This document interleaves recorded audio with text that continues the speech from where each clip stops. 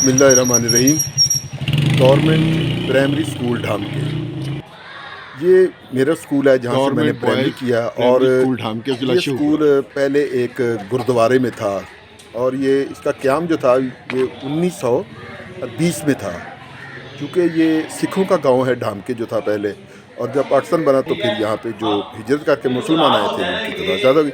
تو یہ آپ کمروں میں دیکھ سکتے ہیں کہ اساتذہ جو ہے پڑھا رہے ہیں، بچے ماشاءاللہ اس میں تعداد بھی کافی ہے۔ سر سجاد باسط ہیں جی،